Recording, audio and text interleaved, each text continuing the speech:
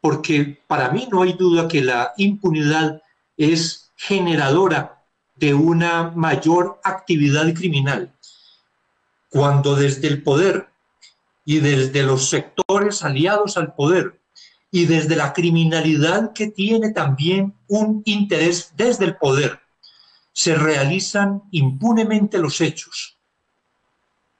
Esta situación de impunidad permite la reproducción constante de esas acciones criminales. De manera que una de las preocupaciones que debemos tener es cómo afectamos esa impunidad en general, pero particularmente la impunidad del poder. Y allí uno de los temas que es indispensable tratar es en cuanto a la manera como se elige fiscal general de la nación. No solo en la propuesta de presidenta de la República, sino la intervención que en esa elección tiene la Corte Suprema de Justicia, que es la responsable indudablemente de elegir a este fiscal general actual, pero también al fiscal general anterior, de cuyas relaciones con el poder no existe tampoco ninguna duda.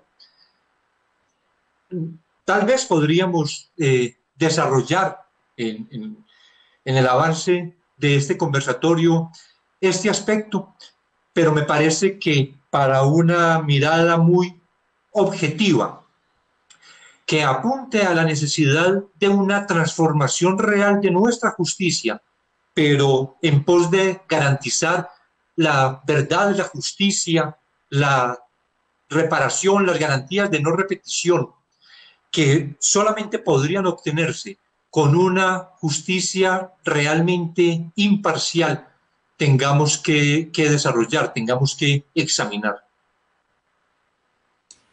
Doctora Ángela María, yo también quería preguntarle para que vamos concretándonos un poco frente a lo que así fue la experiencia de usted, una experiencia muy dura, unos momentos muy difíciles en relación a su papel en el caso que hoy conmemoramos, estamos a 2 días de conmemorar este hecatombe, esta barbarie del Palacio de Justicia del país, y en esa medida quiero preguntarle entonces cómo fueron esas presiones, cómo afectaron la independencia judicial, cómo afectaron los derechos de las víctimas y cómo se relacionan con los ataques que hoy tenemos nuevamente contra la independencia judicial en el país. Mira, Martalía, los ataques y las presiones fueron de todo orden y es importante recordar elementos como manifestaciones expresas desde la cúpula del Ejecutivo y en particular en esa época el hoy expresidente Uribe con todos sus ministros, realizando una denostación de la juez que profirió la primera sentencia y de todo el gobierno presente en esa denostación pública de la sentencia, de no estar de acuerdo con esa sentencia, de además tener presiones obviamente de amenazas y demás, todos los funcionarios, también se denostó y se atacó gravemente la honra, la dignidad de 2 magistrados del Tribunal Superior de presente. Digamos que el tema de las presiones siguen siendo una constante. El tema de los pactos que se firmaron de silencio sigue siendo una constante y sobre todo la necesidad de utilizar todo el poder político para evitar que se investiguen y se sancionen a personas que pudieron estar comprometidas con los hechos del holocausto del Palacio de Justicia, en donde no solamente, como lo decía en la primera respuesta, nunca se atendió la voz de los magistrados, nunca se consideró ni siquiera el cese al fuego y el alto al fuego del magistrado Reyes Echandía, sino que sigue habiendo esas presiones y efectivamente son trasladadas incluso a otros países, como también me tocó a mí soportar el periplo que hacen 2 personas en particular, entre esas el coronel Plazas, una vez recibe también una absolución por duda, con 3 salvamentos de voto de los magistrados de la Corte Suprema de Justicia, que yo los invito a conocer esos salvamentos de voto, que son bien interesantes también, pero que recorrió México para denostar mi función, mi trabajo en ese momento como experta del GIEI, y para tratar de llevar a México una visión de comunismo, chavismo, castrismo, que sigue siendo una grave amenaza sobre los funcionarios judiciales colombianos. Esa visión de la Guerra Fría, esa visión que enfrenta efectivamente el funcionario judicial cuando aplica la ley, cuando investiga y cuando protege derechos humanos, es una asimilación a una de las ideologías que yo creo que ya hoy en día en Colombia tampoco existen, pero independientemente hacen tanto daño que buscan centrar en el ojo del huracán y en el objetivo de grupos armados al margen de la ley a las personas que son incómodas para esos sectores de poder. Creo que ese punto de presión no es el pasado, es el presente y seguirá siendo el presente y el futuro si no tomamos definitivamente conciencia de que la forma de manipular a la sociedad colombiana y de manipular a los grupos armados contra los funcionarios judiciales también es incluirlos dentro de un mote o acápite de pertenecer a grupos de izquierda. Creo que esta guerra no termina, esta presión no termina, y lo vemos últimamente en la sentencia, entre otras, que se toma por decisión mayoritaria en la Corte Suprema de Justicia y en la Sala de Instrucción. Sale directamente el imputado y obviamente el que es objeto de medida de aseguramiento a denostar sobre la justicia, a poner sospechas sobre la justicia, y absolutamente nadie dice nada frente a un elemento que lo que categoriza es una forma de ser en el poder político y en la cumbre del poder político colombiano. Creo que ese tema debería ser discutido y discutible, y celebro muchísimo este conversatorio en donde efectivamente hay una muestra de conciencia sobre la necesidad de proteger la autonomía y la independencia de la ROM. Doctor Iván Velázquez, pues estamos, digamos, haciendo una retrospectiva de lo que ha sido esos ataques contra la independencia judicial, y en ese sentido pues hay que recordar, y todo el país lo conoce, lo que usted vivió en carne propia, digámoslo así, de manera directa, los ataques como investigador en la Corte Suprema respecto a la parapolítica. ¿Qué continuidades identifica usted respecto a lo que ocurrió, a lo que viene ocurriendo, incluso con un asunto que usted también nos planteó, como es la cooptación del poder, esta concentración de poder que está teniendo el Ejecutivo en cabeza del presidente Duque con los órganos de control, y, digámoslo así, lo que implica para la independencia judicial, doctor Iván Velázquez, esta postura y esta realidad que estamos viendo en Colombia? Yo creo que particularmente en estos últimos 18 años ha habido un continuum en la persecución a funcionarios judiciales cuando se realizan actuaciones que son contrarias a los intereses del poder, o cuando están también por tomar decisiones que podrían afectar la continuidad de ese poder. Para recordar, aún antes de lo que ocurrió con la Corte Suprema de Justicia entre los años 2007 y 2009 fundamentalmente, 2004, cuando está el acto legislativo que permite la reelección del presidente de la República, las tareas de seguimiento y de interceptación que desde el DAS se hicieron contra magistrados de la Corte Constitucional para controlar la decisión que la Corte iba a proferir sobre la constitucionalidad de ese acto legislativo, y que resultó favorable al entonces presidente de la República. Pero luego, lo que ocurrió con la Corte Suprema de Justicia, en el mayor atrevimiento que podría concebirse desde el Poder Ejecutivo, en la penetración con espías a la Corte Suprema de Justicia, la cooptación de servidores de nivel realmente menor dentro de la Corte para acceder a la información, para obtener copias de expedientes, o también las interceptaciones que durante todos estos años ha sido una constante y que ahora mismo aparece reproducidas esas acciones durante este gobierno. Me parece importante señalar en la misma línea que planteaba la doctora Ángela María,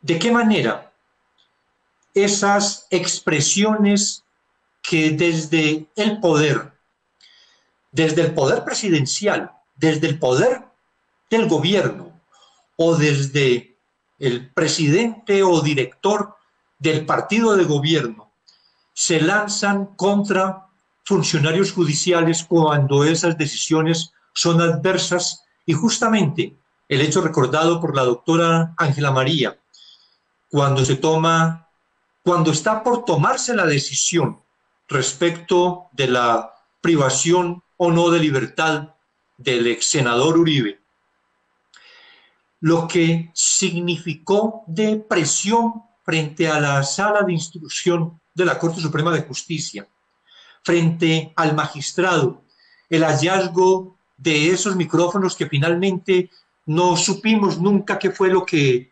ocurrió, que se justificó que eran micrófonos instalados desde tiempo atrás. Pero luego, cuando se adopta la decisión, la manera como el presidente de la República, que en todo caso, desde con esa afirmación romántica que encarna la unidad nacional y la dignidad de la República, hace afirmaciones que afectan la credibilidad de la Corte cuando no tiene ningún problema en manifestar su convicción de que está tratando con el mejor hombre del país, una persona inocente a pesar de cualquier decisión que los jueces tomen, lo cual significa, por otro lado, que los jueces están tomando decisiones contrarias a derecho, que están cometiendo injusticia.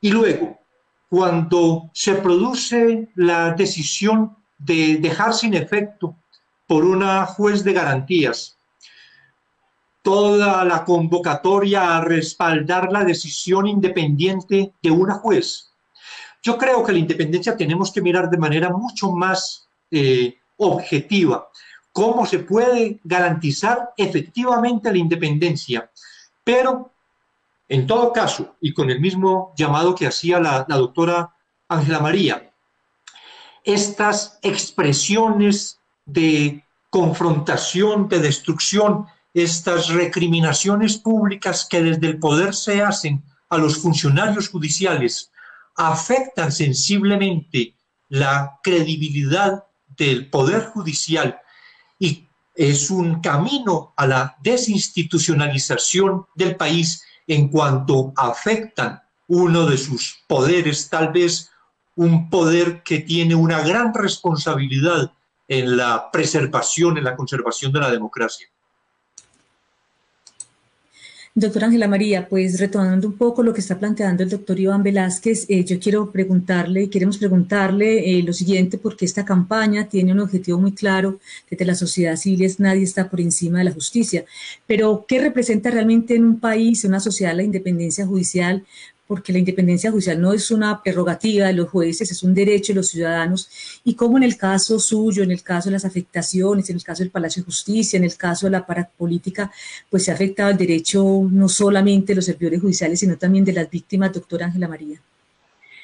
Marta Lía, yo creo muy importante resaltar algo en la misma línea que va el doctor Iván, y es que la independencia no solamente es una garantía del Estado democrático, sino una necesidad de generar efectivamente una justicia que parta de sus propias valoraciones y de su propio análisis. Creo que la independencia significa también generar un derecho para una sociedad.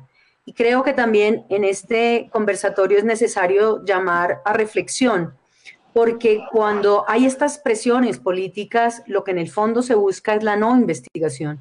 Lo que en el fondo se busca es que todas las personas que de una u otra manera comparten métodos y formas, y voy a hablar también de las ejecuciones extrajudiciales, y voy a hablar de la cantidad de millones de personas que han sido objeto de utilización de grupos paramilitares aunados con fuerzas de gobierno, como sucedió en la época en que se demostró el paramilitarismo, el DAS y políticas en conjunto que afectaron a tantos ciudadanos, queden sin investigación y queden impunes. Desde allí, la independencia es una garantía, es un derecho y es un deber de cualquier Estado democrático. La independencia no simplemente es una oda en el vacío. La independencia significa que los funcionarios también sean independientes. Y por eso también yo he cuestionado en muchas ocasiones la forma de elección. La forma de elección no puede ser con tintes políticos. La forma de elección no puede ser desde el centro general, porque la justicia se afecta. Cuando a ti te postula desde el punto de vista político el presidente de la República, cuando a ti te elige el presidente de la República, hay una especie de cooptación y por eso el sistema estaba también graduado en pesos y contrapesos. Y lo estoy hablando en particular por la Fiscalía General de la Nación. La Fiscalía necesita un fiscal independiente, necesita fiscales autónomos. Pero fíjense cómo también la independencia y la autonomía se cercena a través de los famosos comités de coordinación y de decisión. Yo les puedo decir, yo apliqué mi objeción de conciencia cuando fui funcionaria de la Fiscalía a tratar de intervenir en procesos de la Fiscalía de cualquier índole. Nunca intervine, y eso lo conoce tanto el fiscal de ese momento como los fiscales de la delegada ante la Corte, porque me parecía, primero, una falta de respeto con el funcionario que tenía a cargo su proceso, que había estudiado su proceso, que hacía un proceso valorado dentro de lo que él conocía y dentro de las reglas de la... Alguien tiene un micrófono prendido. Producción, Contagio, apagas micrófono, por favor. Y sobre esos supuestos, indiscutiblemente, empezábamos a ver cómo esta independencia y esta autonomía puede ser cercenada por las mismas decisiones internas de la Fiscalía. Cuando se quiere decir que en el sistema acusatorio son simples funcionarios administrativos y que por eso se pueden decidir y ordenar quienes tienen las investigaciones, creo que el Consejo de Estado puso un punto muy alto en la última decisión, cuando le dijo a la Fiscalía que usted no puede asumir de manera voluntaria el traslado permanente de las investigaciones. Creo que todos estos aspectos que estamos viendo a través de diferentes chispas que en un momento dado, bien desde el Consejo de Estado, bien desde la Corte Constitucional en algunas ocasiones, nos permite volver a diseñar esa independencia y esa autonomía, garantiza aún más el derecho y el deber de un Estado democrático. Pero mira, Martalía, el gran problema que se presenta aquí. Cuando nosotros tenemos un Consejo Superior de la Judicatura, como sucedió con el caso de los últimos 2 magistrados, que también se vuelven permanentes en su cargo, también hay un cuestionamiento. Cuando por la política incide, también hay un cuestionamiento. Cuando los mismos funcionarios no son independientes, y es que la garantía de independencia tiene que ser en Fiscalía y tiene que ser en Judicial. Yo agradezco tener y haber tenido un fiscal que siempre respetó, como lo fue Mario Germán Iguarán, las decisiones que se proferían en los despachos de las fiscalías. El inmiscuirse en estas decisiones de fiscalía, también usted ve cómo producen archivos por decisión del fiscal general, cuando inclusive hay varias denuncias en ese aspecto y ojalá se llegue al fondo, cuando inclusive los fiscales del caso estaban convencidos de que debían imputar. Todas estas afectaciones lo que llevan es a que la ciudadanía, a que el país, a que el Estado colombiano no tenga realmente justicia. Y creo que cuando nos despertemos de esta realidad va a ser demasiado tarde, porque muchos de estos procesos han dormido el letargo, porque no han querido determinados sectores políticos, determinadas élites políticas que se toquen aspectos como lo fue la parapolítica. Cuando la Corte Suprema de Justicia empieza con el movimiento de parapolítica, no es con ambición diferente que aplicar justicia, que investigar. Y en este caso en particular hay que resaltar la labor que realizó no solo el doctor Iván Velázquez, sino también todos los magistrados de la Corte que fueron perseguidos, que fueron efectivamente objeto de chuzadas, como se llama coloquialmente en Colombia, pero que en el fondo lo que estaban persiguiendo es mantener un estatus que era delincuencial. Y creo que en esos contextos la importancia de la independencia y la autonomía la reclama no solamente las personas que podemos pensar que es necesario, sino la ciudadanía. y la ciudadanía es consciente de que aquí la ley solamente es para el de Ruana, y perdónenme que utilice esta expresión gramatical y coloquialmente tan conocida en Colombia. Hacía muy poco tiempo que todo el país veía que a las personas de delitos de cuello blanco y personas de política no se les tocaba. Pero no es porque se les toque o no se les toque, es porque son efectivamente elementos que se utilizan para generar la delincuencia, y delincuencia ¿de qué manera? Cuando hablamos de parapolítica hablamos de todo lo que sufrió el país, desplazamientos, desapariciones, ejecuciones. En un gran contexto, todo el tema de parapolítica llevó a que las realizaciones de los grupos de parapolítica fueran el flagelo más grande de la delincuencia en Colombia. Y cuando usted mira y dice, y la parapolítica tuvo aceptación del nivel político institucional y del nivel gubernativo, uno se queda asombrado de que la gente simplemente se conforme con eso pasó y ya pasó. No, yo creo que todo debe ser investigado, pero simplemente sumo un elemento general, y es el tema del ataque permanente a la JEP como autoridad prevalente y la independencia y autonomía de la JEP. Qué tristeza que después de tanto tiempo de haber decidido acabar con este conflicto, haber diseñado todo el modelo, alguien que nunca quiso y algunos que nunca quisieron, hoy en día estén generando inclusive los referendos y los plebiscitos, y hablo en particular del movimiento político del Centro Democrático, que siempre estuvo en contra, porque además ellos tenían un modelo de ejecución y un modelo de desaparecimiento de términos generales de justicia que llevó a consolidar prácticas arraigadas frente a fenómenos que ellos consideran son sus enemigos. Y sobre esos supuestos creo que la JEP también debe defenderse como modelo votado inclusive en plebiscito. Fíjense que la discusión en el tema colombiano es 50-50, la mitad del pueblo quería la paz, la mitad del pueblo quiere la paz. Yo creo que Colombia necesita vivir en paz. Y todo este tema ha reforzado, entre otras, los asesinatos. Porque si yo estoy categorizando la justicia JEP como una justicia que no debe tener un valor estratégico en Colombia, pues lo vamos a seguir despachando de manera directa, como lo están haciendo, asesinando líderes o reinsertados. Y creo que ese problema de fondo lo que está mostrando es que la independencia y autonomía no es aceptada en Colombia. Creo que desde ese punto de vista se quedó en retórica desde la Constitución. Acepto que tuvimos épocas muy lindas en Colombia en donde la independencia y la autonomía vale, pero creo que estamos regresando a un periplo en donde la independencia y la autonomía es un peligro para el poder. Y creo que eso debe contenerse. Debemos ser conscientes, los abogados debemos ser conscientes, la justicia debe ser consciente. Y también sancionar a los funcionarios que no actúan como tienen que actuar. Eso yo creo que es parte de un sistema democrático y de un peso y contrapeso que es necesario. Así que, Marta Lía, yo creo que el tema y la experiencia, a mí lo que me permite ver, no solamente en Colombia, sino en muchos países, es que se está regresando a acabar con la justicia. Y creo que la justicia es un pilar fundamental en un Estado democrático y de derecho. Gracias, doctora Ángela María. Yo creo que usted introdujo un tema del cual todos y el país está otra vez en la agenda, doctor Iván Velázquez, y tiene que ver con una propuesta de referendo que nos devuelve un tanto al modelo constitucional de 1986, una sola corte y una justicia hecha realmente para personas, como lo quieren algunos en el país. ¿Qué piensa entonces usted, doctor Iván Velázquez, frente a este tema, esta propuesta de referendo que se está alentando nuevamente en el país? Sí, previamente quisiera referirme a un tema muy importante tocado por la doctora Buitrago, y es el de la independencia interna.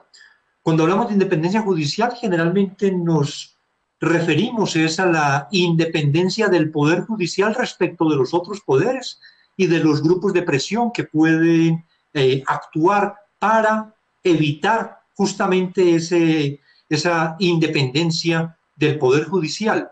Pero hay igualmente necesidad de una independencia dentro del propio poder judicial. Se refirió la doctora Ángela María a la independencia dentro de la Fiscalía General, a propósito de los comités en los que se censuran decisiones o se prohíbe que esos proyectos se se cristalicen, efectivamente se realicen cuando se define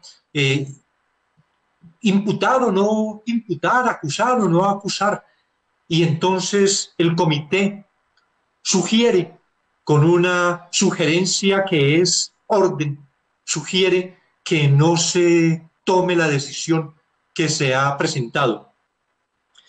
Pero también la manera como ha ocurrido por el traslado de fiscales. Cuando no es posible ya trasladar la investigación, se ha presentado en la Fiscalía General que se rotan despachos de fiscales. Precisamente como no se puede trasladar la investigación a otro fiscal, pues entonces se cambia nominación de fiscales solo para que sobre el que se tiene más control asuma la investigación que se quiere tener igualmente controlada, o como dicen tanto en esta expresión que es detestable en la fiscalía, darle manejo a los casos. Pero también dentro de la judicatura, la provisionalidad. ¿Cuál es la proporción hoy de jueces y magistrados de tribunales que se encuentran en situación de provisionalidad por falta de provisión en carrera, por falta de continuar en la carrera, o por problemas, por desatenciones, por negligencias, por equivocaciones que se ha tenido en la realización de los concursos y en mantener una provisión en la lista de elegibles que sirva efectivamente para que la garantía de la carrera, que es también una garantía de independencia judicial, se mantenga.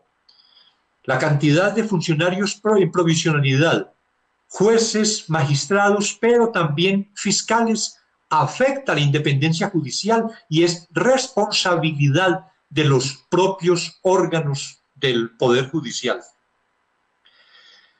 En cuanto a la pregunta, pues naturalmente que la pretensión, ya no solo como se había propuesto a través de una reforma constitucional, sino en la generación de ese estado de opinión que tanto afecto, o por el que tanto afecto tienen las dictaduras, a través de un referendo. Naturalmente, la pretensión es la de poder cooptar las Cortes, una unificación, la eliminación de las diversas Cortes, que tienen además papeles muy definidos y diferentes, con el propósito, según lo decía el presidente Duque, que un propósito fundamental de tener una sola Corte era unificar la jurisprudencia, cuando la competencia del Consejo de Estado es muy diferente a la competencia de la Corte Suprema de Justicia, o la competencia de la Corte Constitucional es igualmente muy diferente a la competencia de las otras Cortes. ¿Cuál es el propósito de unificación? Más bien, es el propósito del unanimismo, pero del unanimismo con el poder del Estado, que es el poder capturado que tienen las élites en el país y que tienen a su representante en el gobierno nacional. Este propósito de reformar la justicia para la unificación, para la supresión de las diversas Cortes, es entonces solo un propósito de cooptar la justicia, que ha sido la más esquiva y la que más oposición ha generado dentro de los poderes públicos y órganos de control en el país.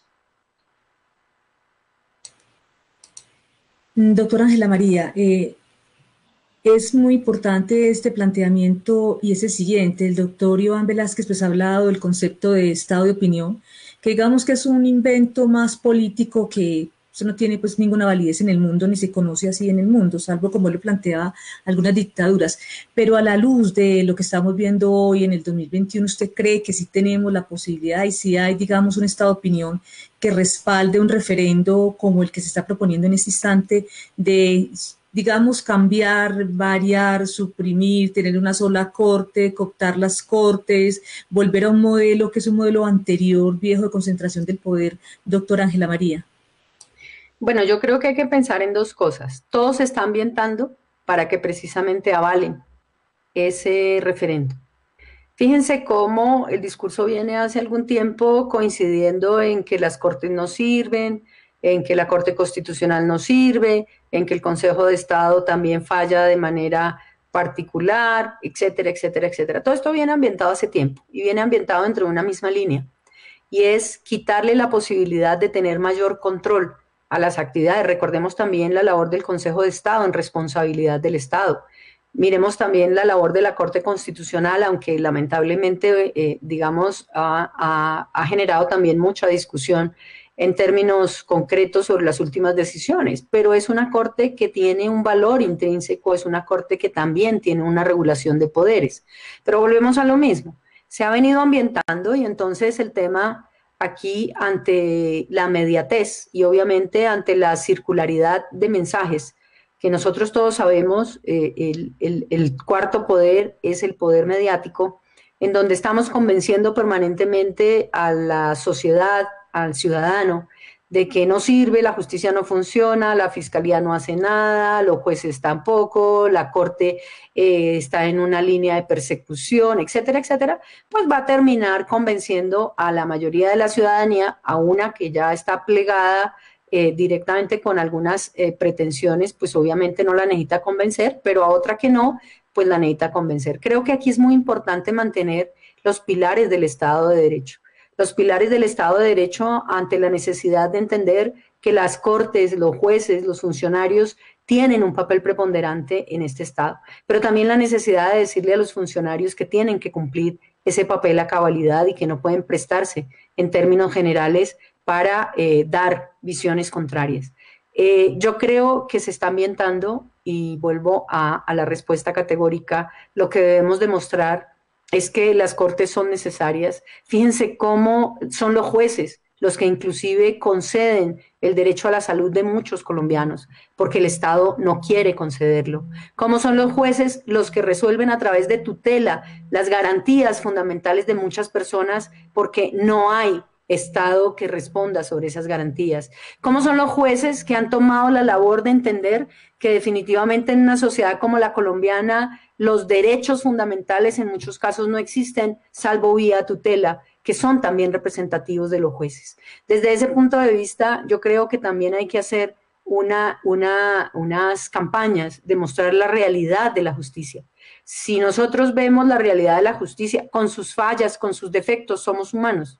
Y sobre esa base creo que desde ese punto de vista la justicia tiene en gran rigor el elemento de que está compuesta por seres humanos, pues también debemos pensar que la justicia ha generado un estado de bienestar en muchos casos fundamental que no existiría sobre esa base. Desde ese punto de vista también es necesario que las mismas instituciones logren su legitimidad. Yo no creo que una legitimidad se imponga, creo que se logra. Y yo quiero recordar simplemente cómo la Fiscalía General de la Nación, en la época en que yo estuve en la Fiscalía y tuvimos el agrado de saber que la ciudadanía nos calificaba con el 87.6% de favorabilidad.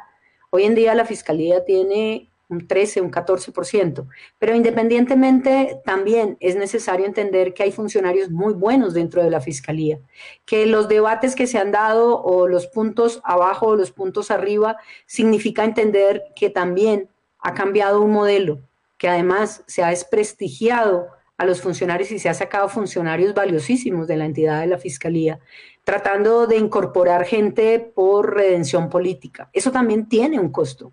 Eso también tiene un costo que también deben asumirlo las cabezas de las instituciones.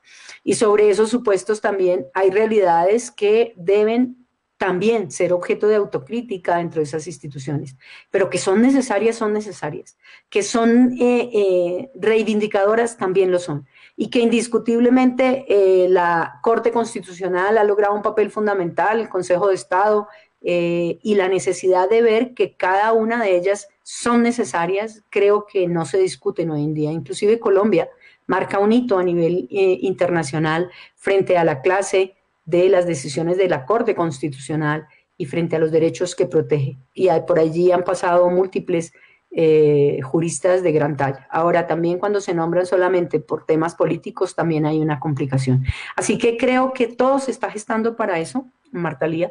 Creo que lleva muchos años en esa dimensión y creo que los acuerdos políticos arrasan.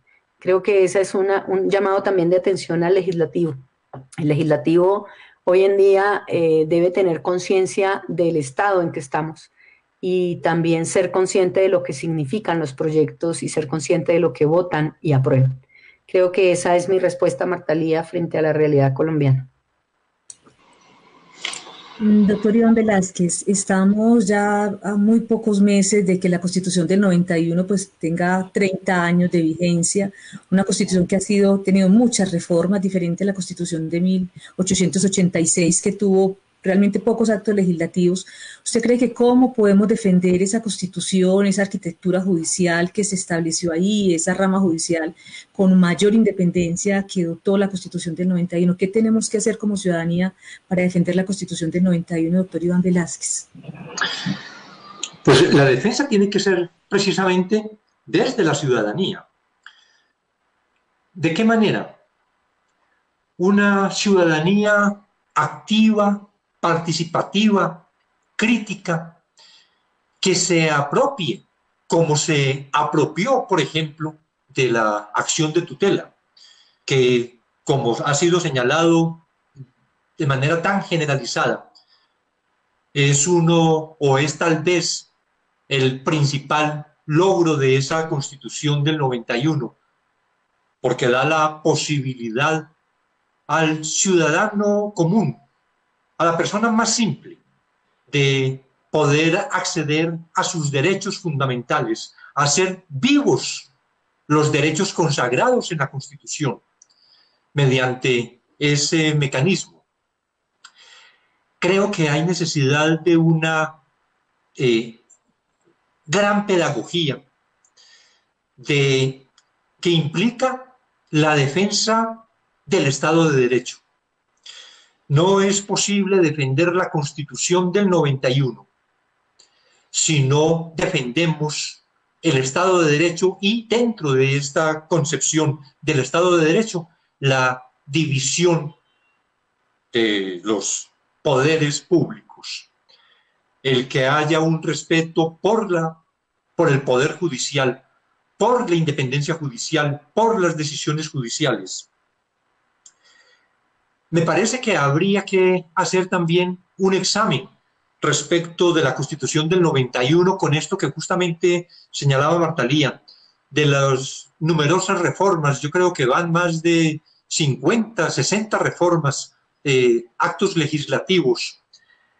¿Cuál ha sido la pretensión de estas reformas de la Constitución? Porque hay algo también por ahí que me parece como que podría tener una explicación en lo que significa la Constitución del 91 o lo que significó en los años 90, 91, 92, es decir, de toda la discusión de la necesidad de la reforma, del movimiento de la séptima papeleta, de la elección de los miembros de la Asamblea Nacional Constituyente, del funcionamiento de la propia Asamblea Nacional Constituyente, después de la concreción mediante leyes que producía el que se llamaba precisamente el Congresito, se le conocía popularmente, y ese fervor ciudadano, ese entusiasmo que se advertía en aquellas épocas. Y después, muy pronto, después de lo que es de la confrontación interna en el narcotráfico, en el narcoterrorismo, después de lo que significó la actuación del Estado unido con un poder de narcotráfico, como ocurrió en esa alianza de los Pepes con el bloque de búsqueda para acabar con Pablo Escobar.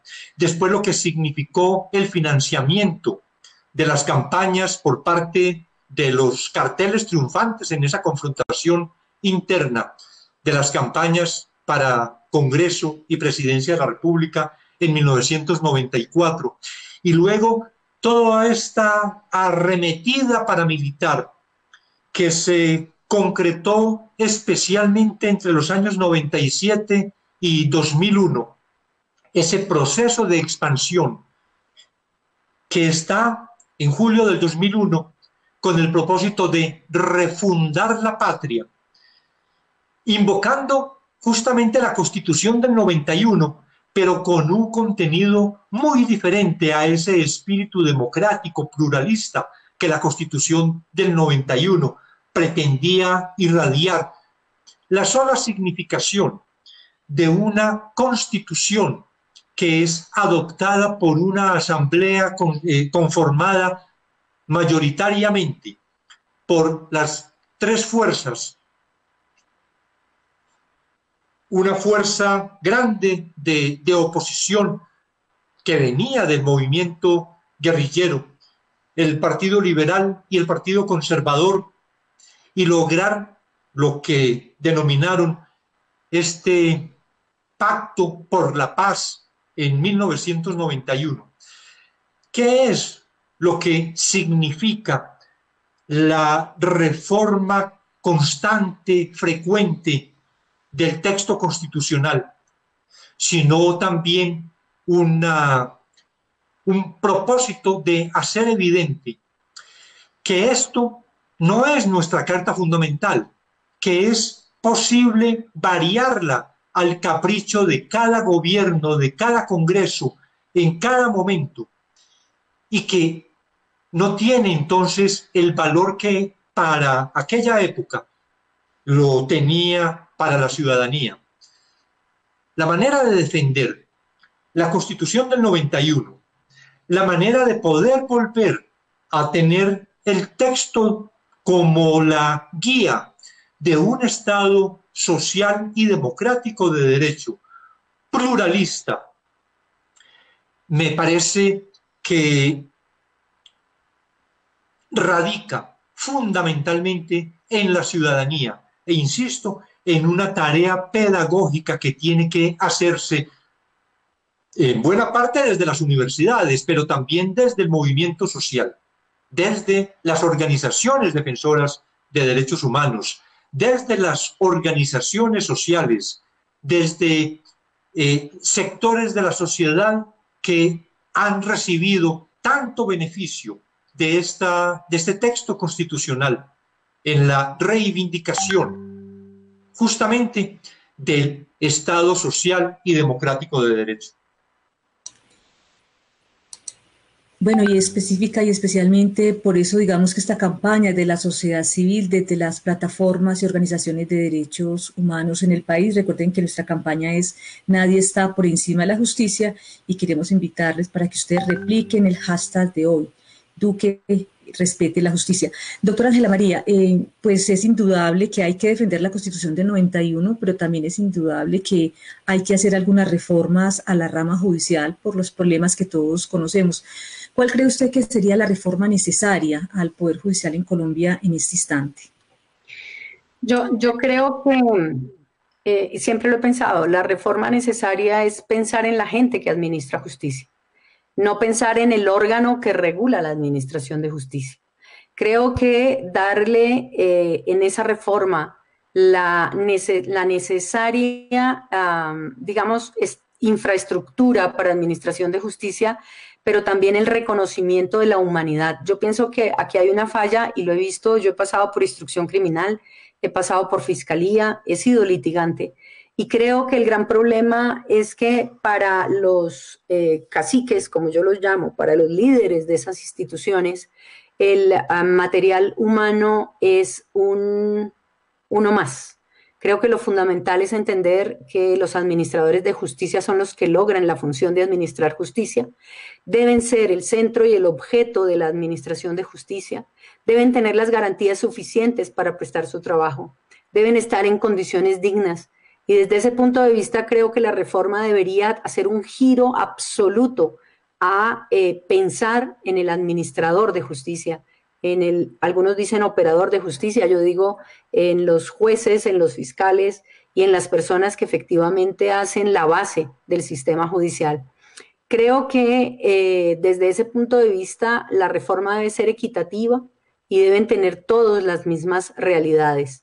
Deben efectivamente trabajar en términos de en el administrador de justicia, algunos dicen operador de justicia, entre otras de pensar en los jueces, en cuál los es la fiscales, función real en de las la personas que efectivamente hacen la base, desde el establecimiento de elementos básicos hasta el establecimiento de elementos especiales, cuando se piden también labores especiales y funciones especiales.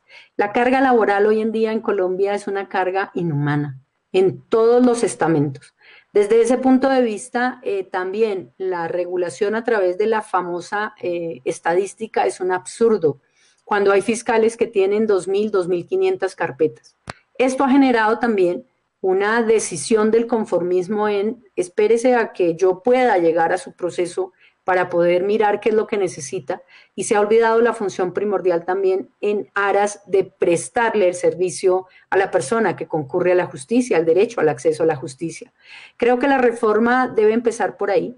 La reforma debe empezar también por la posibilidad de comprender que los recursos se necesitan en la base de la investigación, por ejemplo, y en la base, obviamente, de lo que forma un posible proceso.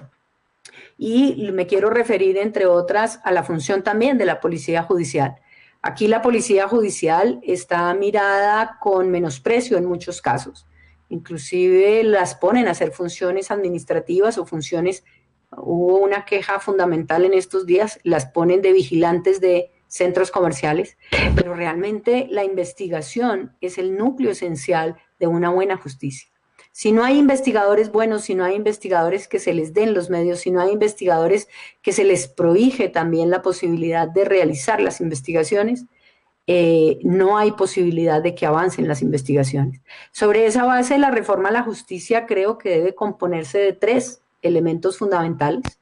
Entender y pensar que el argumento central de la justicia es la existencia de funcionarios capaces, capacitados y con actualización. Y esto lleva también a pensar en la reforma a la justicia de cómo mantener este elemento humano dentro de esas condiciones. Es decir, el acceso debe ser a través de concursos, pero ojo con los concursos, porque esto también se ha deformado de una manera absurda.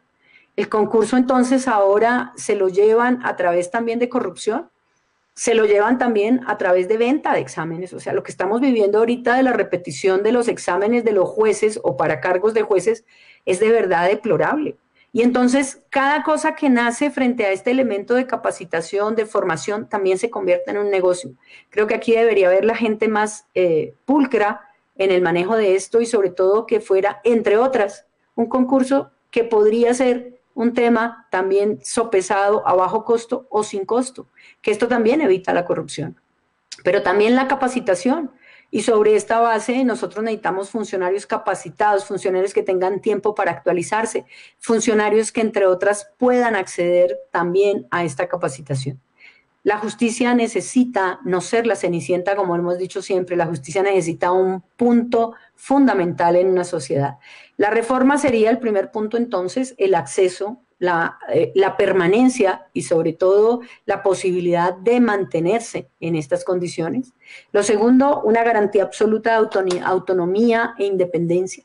La independencia no solamente sería interna, sino externa, y sobre esos supuestos también evitar que esa independencia sea minada desde el mismo órgano. Miren, yo les voy a contar una experiencia que es pública, pero que indiscutiblemente me llama mucho la atención la forma como el Consejo Superior de la Judicatura interviene en varios procesos, cómo obliga a que se realicen las audiencias y cómo decide cuándo tiene que haber fallo.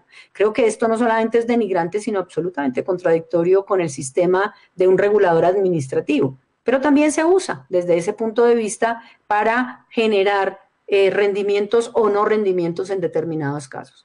Esto lleva entonces a impedir en ese segundo nivel la posibilidad de interferencia. Ahora, con controles fuertes en términos de exigibilidad también.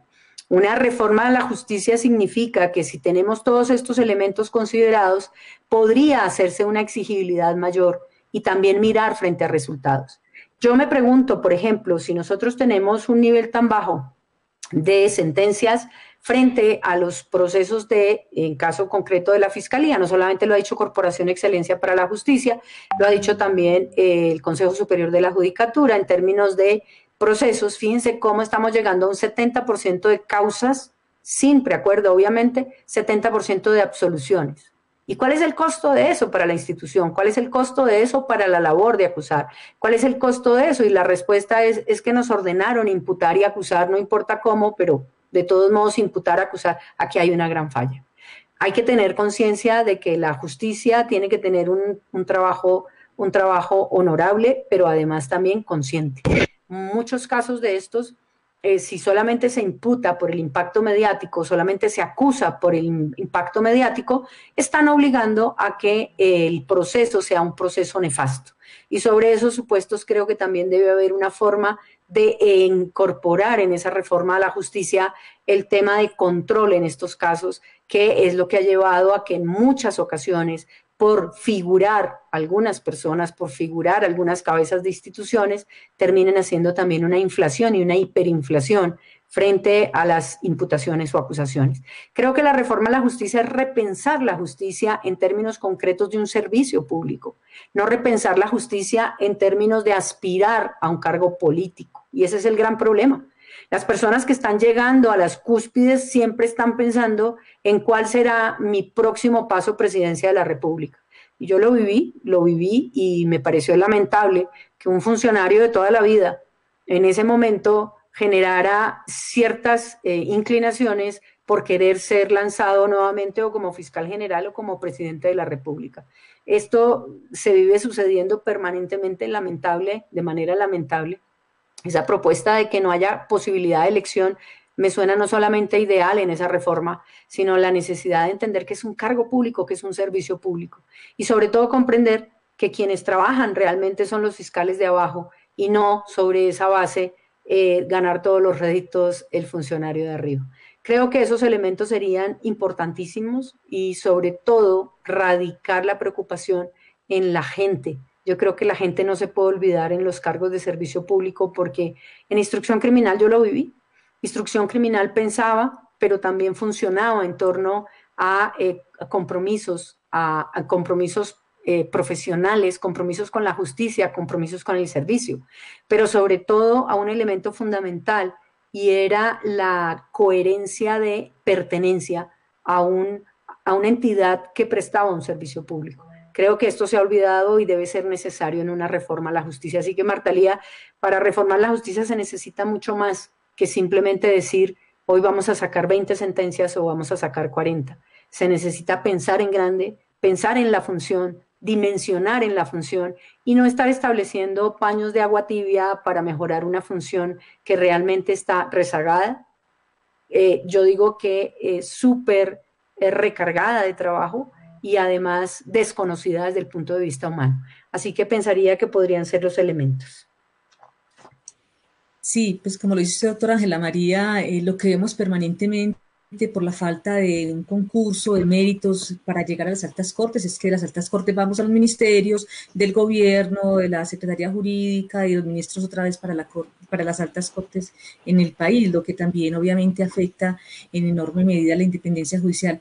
Doctor Iván, antes de que lleguemos a un tema de qué hacer en términos de la independencia judicial, pues uniendo la Constitución con el tema de la independencia, la Constitución pues establece claramente el derecho a la paz que tenemos todos y todas las colombianas, y en ese sentido pues hay un proyecto, como lo dijo la doctora Ángela María, y lo sabemos desde hace algún tiempo, de hacer trizas la paz, y eso parece que se va materializando en dos vías. Uno, pues con este proyecto de acto legislativo, y además con el referendo de acabar con la justicia especial para la paz y a través de la desfinanciación de los componentes de esa justicia especial. ¿Qué concepto le merece a usted estas formas en las que se está haciendo trizas la paz en el país? Este propósito de afectar la JEP también desde el desprestigio, que es una manera igualmente de hacer trizas la paz, como lo dijeron expresamente algunos políticos y gobernantes en el país. Es la misma estrategia utilizada precisamente respecto de las altas cortes para luego poder llegar a la cooptación de las instituciones de justicia. Todos los ataques que se han dirigido contra la JEP desde sectores políticos muy definidos, enemigos de la paz, que promovieron el no en el plebiscito por la paz, pretenden esas críticas constantes, ese desprestigio que quiere hacerse de la institución, de la Jurisdicción Especial para la JEP, para la paz, digo, la JEP, tienen el propósito de hacerla inefectiva, de controlarla o de propiciar con un respaldo ciudadano que hoy no tienen una reforma o una supresión de esa jurisdicción, que significaría además ponerle una bomba al proceso de paz, dinamitarían el proceso de paz con una supresión de la JEP. Pero es indispensable también que haya una autocrítica en la propia JEP, que los magistrados de la JEP también asuman con profunda objetividad una reflexión acerca de la manera como se comunican en general con la ciudadanía, pero además cómo es su relación con las víctimas, porque es frecuente que escuchemos reclamos de víctimas por manejos que en todo caso no las tienen como se planteaba, como se ha planteado en el derecho penal moderno, y tanto igual en la justicia transicional, en el centro. El problema en decisiones que para el común de los ciudadanos no les vaya a generar también un desencanto respecto de la JEP, sobre la que hay indudablemente muchas esperanzas, muchas expectativas, y que tiene un papel trascendental en el país, pero que el general Montoya, que está señalado de dirigir, de ordenar ejecuciones extrajudiciales, que estaba investigado en la Fiscalía General por justamente ejecuciones extrajudiciales, quiso acogerse a la jurisdicción especial para burlarse de las víctimas y desde su primera intervención señalar que no era cierto, que él no iba a aceptar nada, que él no tenía además que Decir verdad, pues, finalmente es lo que esto significa.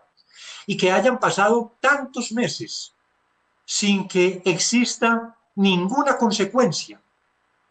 Yo creo que es hora también que la Fiscalía Especial de la JEP muestre actividad, que esté abordando investigaciones. Entiendo que muchos miembros de esta Fiscalía Especial está como personal de apoyo en la JEP, precisamente por carencia de investigaciones. Es decir, yo creo que hay que darle un nuevo dinamismo.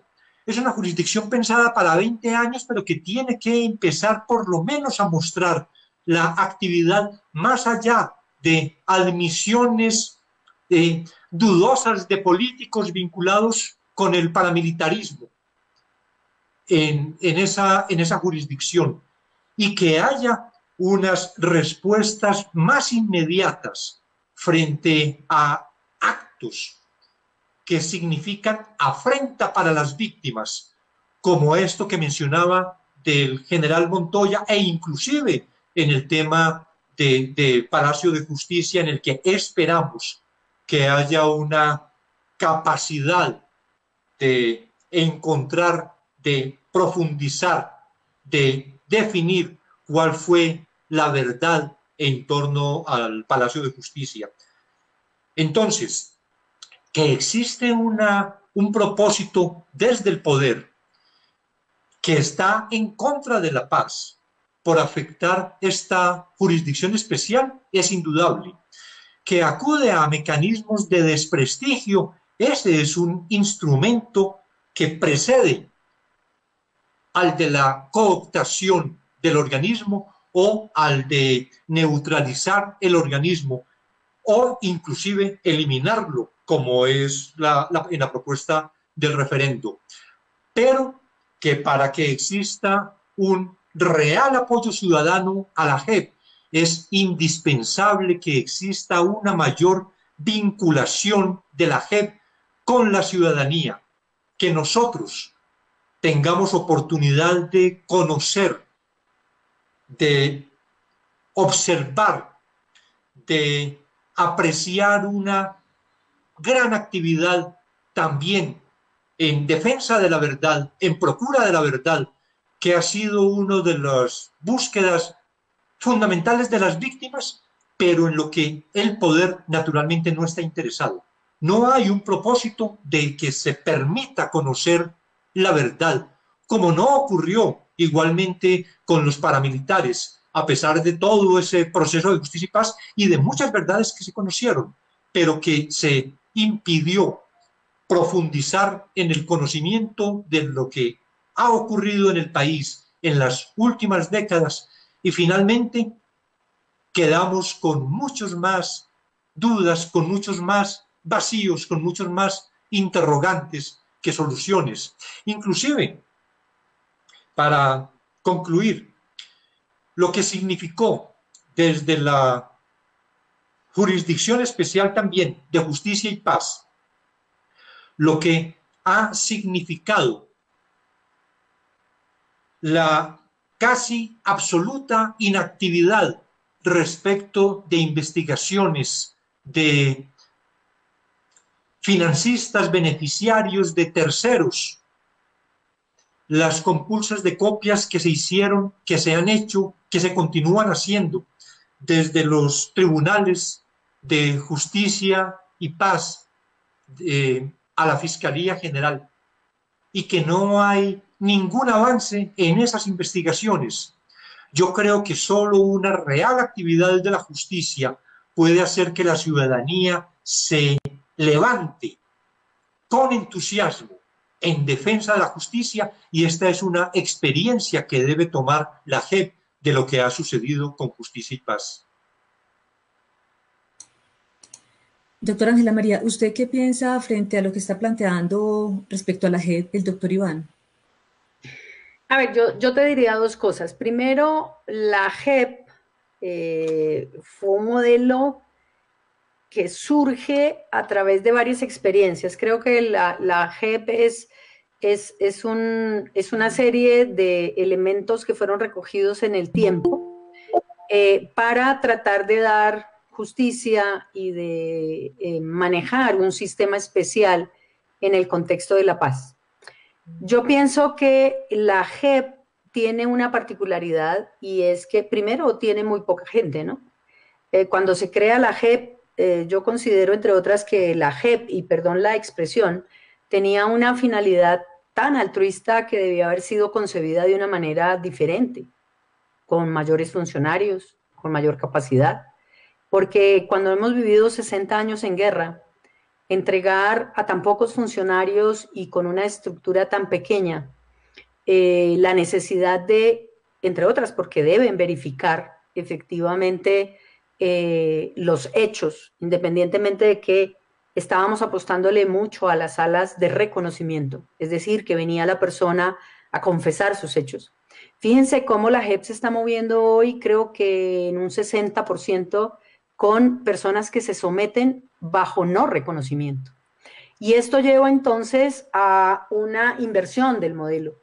Creo que se jugó este modelo con una ingenuidad, porque además en Colombia es ingenuo pensar que van a confesar los hechos.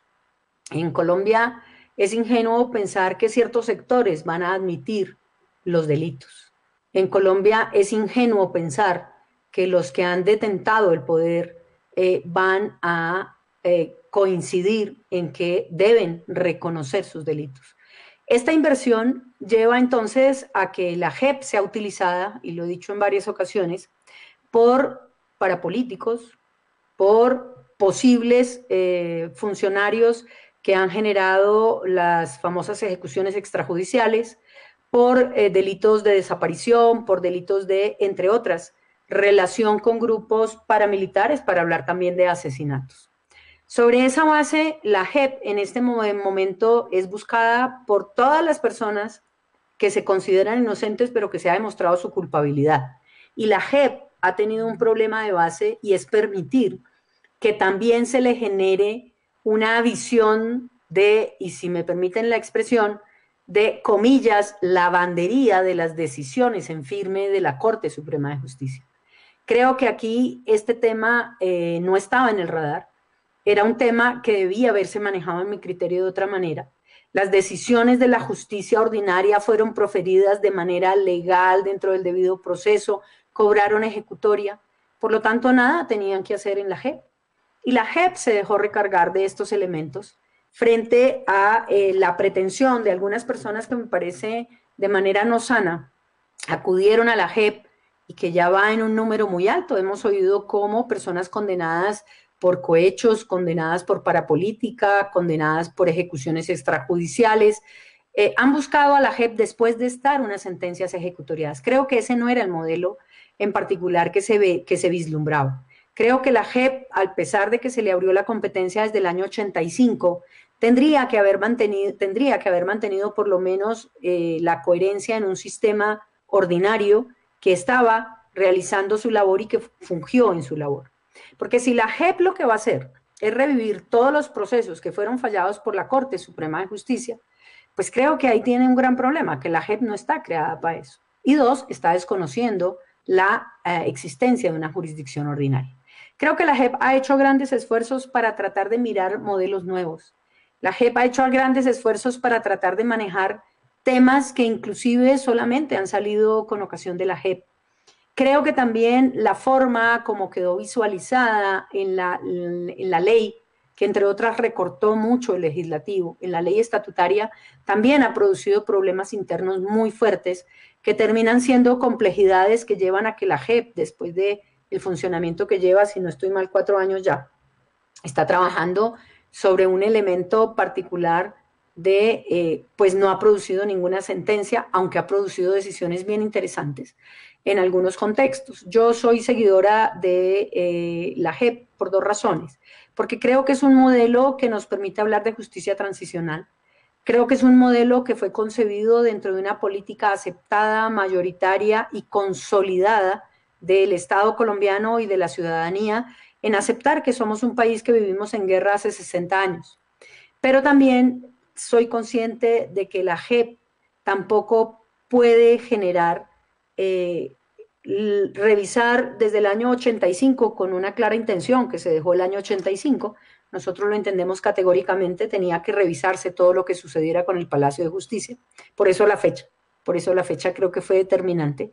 El año 85 termina siendo una fecha que para cualquier funcionario judicial o para cualquier estructura o cualquier institución, tener que revisar los hechos desde el año 85 hasta el año 2000, cuando empieza a regir la jurisdicción para la JEP, en particular 2006, perdón, 2007, 2000, y empieza a regir en el 2014. Sobre esos supuestos son realmente 2 siglos, ¿no? Y sobre esos supuestos significa tener la posibilidad de revisar y de confrontar también, porque la JEP no se puede quedar solamente con la versión del que esperábamos fuera la JEP. Ahora súmesele que tiene que investigar nuevamente casos que ya han sido fallados y oírlos para decir, como lo decía el doctor Iván con toda la claridad del mundo, personas que se someten a la JEP en la sala de no reconocimiento. Desde esos aspectos creo que la JEP tiene un compromiso mayúsculo que está asumido con una infraestructura diminuta, que tiene un número muy corto de funcionarios, pero que indiscutiblemente somos conscientes y tenemos que mirarlo así. Toda la justicia no fue capaz de evacuar del año 85, pongámoslo mucho menor, al año 2010. Hay muchos casos de esos casos que ni siquiera fueron ventilados en la justicia precisamente por esas presiones, precisamente porque se consideró no oportuno políticamente mover aspectos como los del Palacio de Justicia, o mover aspectos como lo que significó masacres de muchos años en Colombia, o temas que fueron objeto de lo que yo llamo los mitos de la justicia, en donde todos los funcionarios que pasaban para no tener choques, persecución, amenazas, nosotros lo conocemos en el medio, se llama engavetaba los procesos, o procesos que por alguna u otra razón, por temores también de los funcionarios judiciales, porque recordemos cómo la justicia ha sido masacrada a través del tiempo, y baste recordar inclusive a un gran magistrado del Tribunal de Medellín, el doctor García, que efectivamente murió bajo las balas de Pablo Escobar por querer administrar justicia, por ser el primero que sentenció a Pablo Escobar por entender que el narcotráfico era un delito y estaba llevando al país a la hecatombe que resultó ser el narcotráfico. La justicia ha puesto muchos muertos y desde ese punto de vista todos estos procesos también llevaron a que muchas personas dentro de esos contextos evitaran tocar esos aspectos. Y hoy queremos que la JEP los trate, los anuncie, los maneje.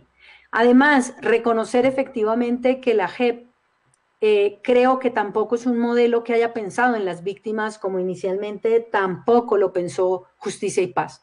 Y lo digo con toda la experiencia que significó abordar en ese momento y enfrentarnos cuando yo estaba en la Fiscalía General de la Nación a tratar de recibir los millones y miles y millones de víctimas que dejaron cada uno de estos hechos. Cuando nosotros tuvimos que habilitar, y efectivamente se habilitaron zonas alternas para poder vía transmisión vincular a las víctimas en este proceso de justicia y paz que tuvo la Fiscalía en los años 2005 a 2009 o a 2010. Miles de personas querían saber qué había pasado con sus deudos, qué había pasado con sus desaparecidos, qué había pasado con sus asesinados. Miles de personas que inclusive pusieron en riesgo el edificio de Barranquilla, y lo recordamos muy claro, cuando miles de personas subieron a oír una audiencia en donde uno de las cabezas paramilitares quería contar la verdad, porque la infraestructura no estaba soportando el peso. Esto también, hay que decirlo, la JEP tampoco se pensó para eso, lamentablemente, porque aquí la víctima tendría que ocupar el primer lugar. Colombia tenemos millones de víctimas en desapariciones, en homicidios, en persecuciones, inclusive en guerra directa desde áreas construidas por el gobierno para mandar a asesinar, como fue el DAS, para mandar a asesinar con unión de los parapolíticos, como se ventiló. porque se consideraban enemigos.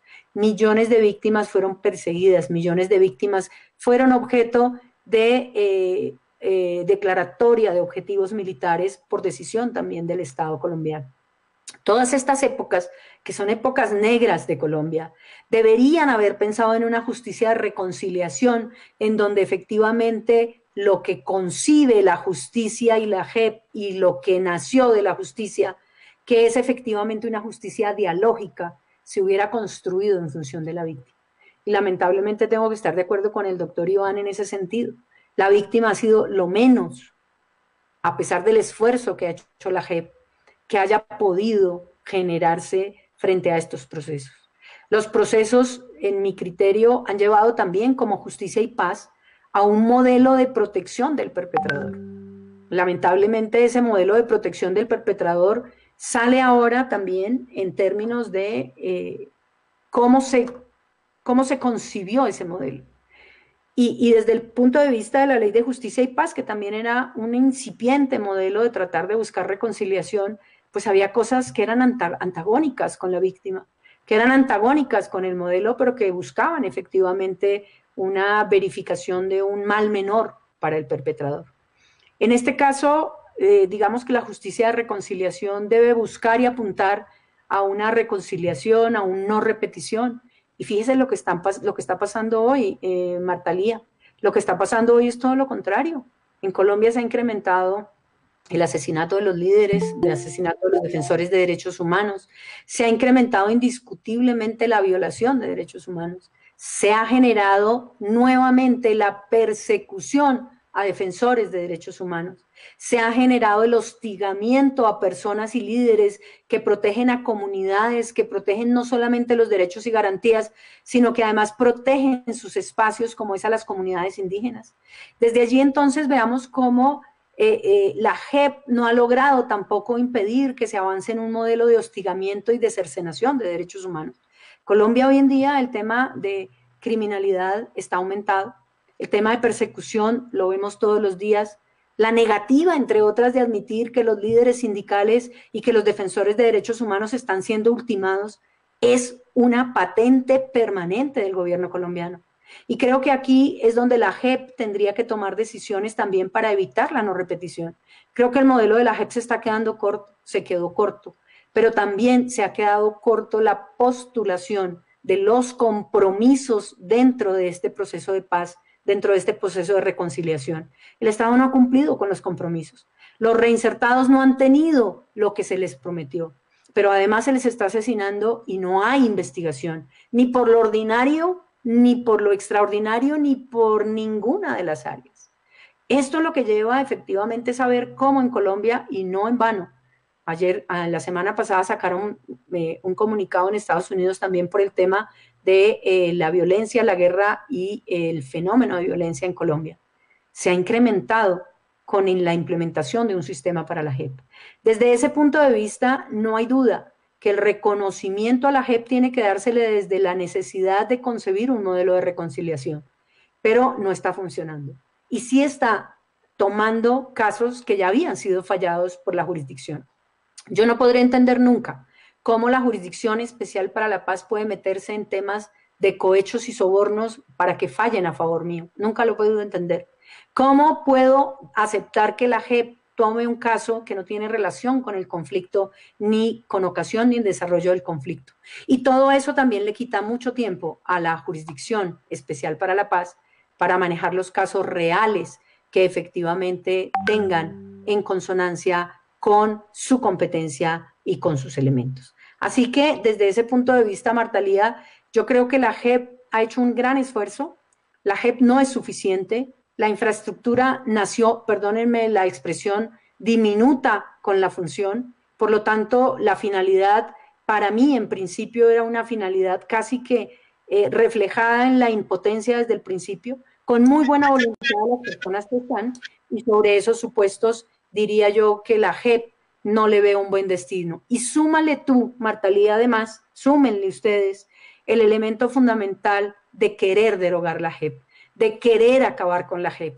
Esto va de derrumbe en derrumbe y realmente lo que vamos a llegar es a que se van a salir con la suya los que no quisieron nunca la reconciliación y la paz, y sobre esos supuestos promover efectivamente una derogatoria de algo que apenas están haciendo, con una finalidad clara, y es seguir manteniendo la opacidad, la oscuridad y obviamente el control sobre sus propios actos.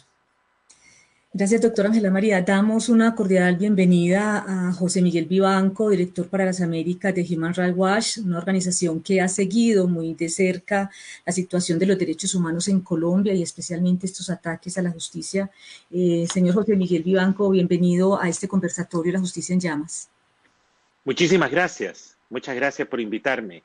Les ruego mi disculpen, pero he estado distraído estoy en Washington y por razones obvias distraído con otras urgencias y al mismo tiempo con muy poco sueño, muy poco tiempo para dormir. ¿Arrancamos ya? Sí, claro, entendemos obviamente lo que está pasando en este instante en Estados Unidos, pero señor Vivanco, usted ha seguido muy de cerca, como lo decíamos, el tema de los derechos humanos y las violaciones a la independencia judicial por parte del gobierno de Duque.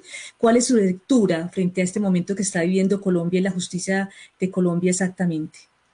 A ver, yo he preparado unas notas precisamente para esta reunión, así es que voy a leer estas notas que creo que reflejan de una manera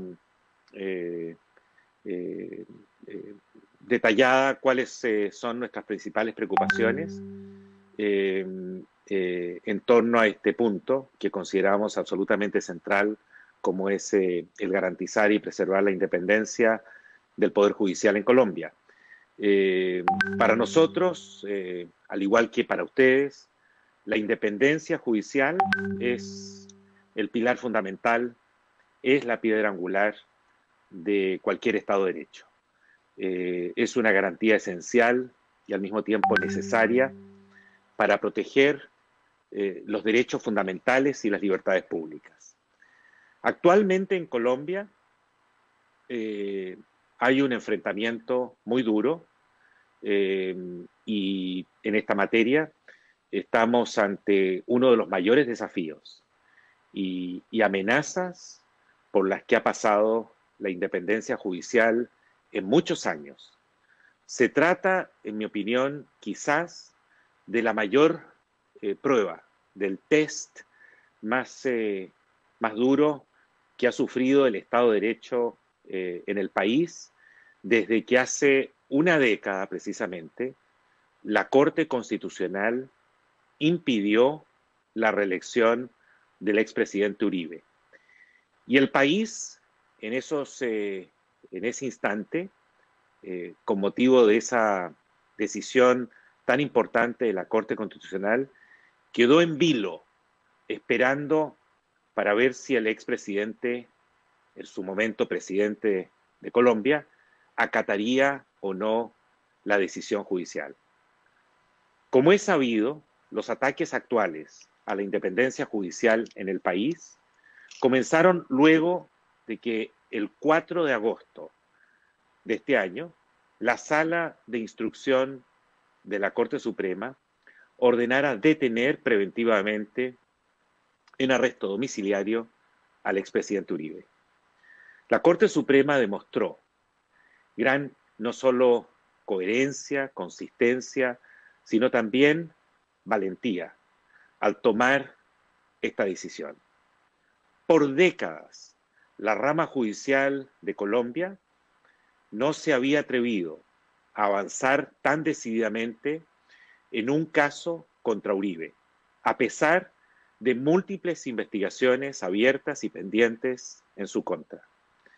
En años recientes, los tribunales han solicitado que Uribe sea investigado por su posible rol en la conformación de grupos paramilitares, en masacres cometidas en los 90s, cuando él se desempeñaba como gobernador de Antioquia, y en interceptaciones telefónicas, ilegales, desde luego, contra jueces, contra periodistas y también contra defensores de derechos humanos que se produjeron durante el periodo en que Uribe se desempeñó como presidente de Colombia.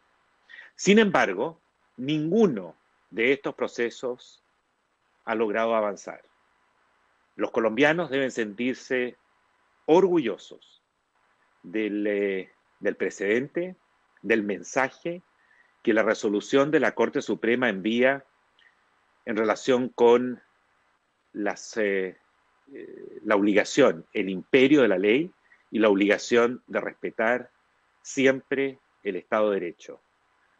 En países donde el Estado de Derecho es débil, incluyendo en varios países de nuestra región, los jueces, los magistrados rara vez tienen el coraje, la fortaleza de ordenar el procesamiento y mucho menos de ordenar también la detención de un político poderoso.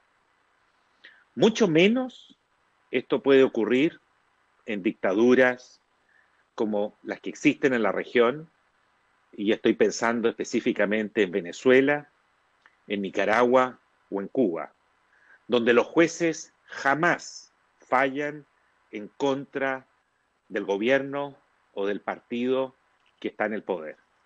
La decisión de la Corte Suprema está ceñida únicamente a una investigación judicial, una investigación penal, para determinar si Uribe le ofreció beneficios a ex paramilitares para alterar, modificar, cambiar sus testimonios acerca de su rol en la conformación de grupos paramilitares.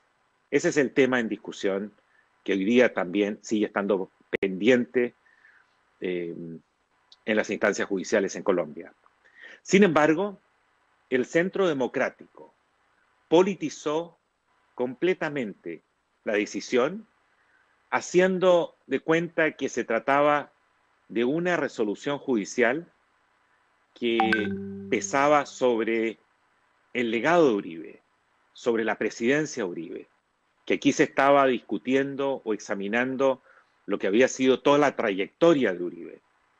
La reacción de los partidarios de Uribe parece sacada del típico libreto de políticos demagogos y autoritarios. En lugar de abogar porque Uribe se defienda utilizando todos los mecanismos legales a su disposición, sus aliados han preferido calumniar a la Corte e intentar intimidarla para socavar la legitimidad del proceso judicial contra Uribe, incluyendo obviamente la decisión de ordenar su detención domiciliaria.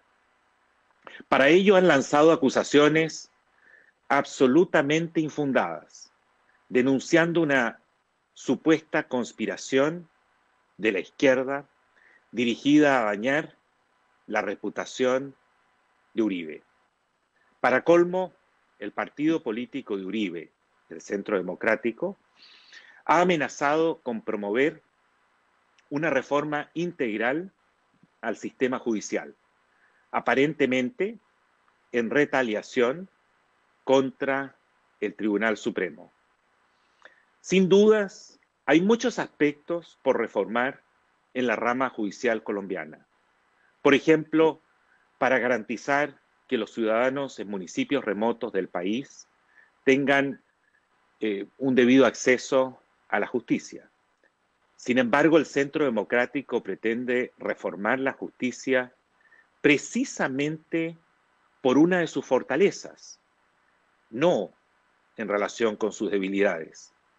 Es decir, porque hay jueces, hay magistrados que están dispuestos a procesar a los más poderosos políticos, a los más poderosos ciudadanos, sin importar realmente de quién se trate, que es el principio básico de un Estado de Derecho, donde todos, independientemente de la posición social, del poder económico, del poder político, de las afiliaciones de cualquier naturaleza, todos están bajo la misma regla, el mismo rasero.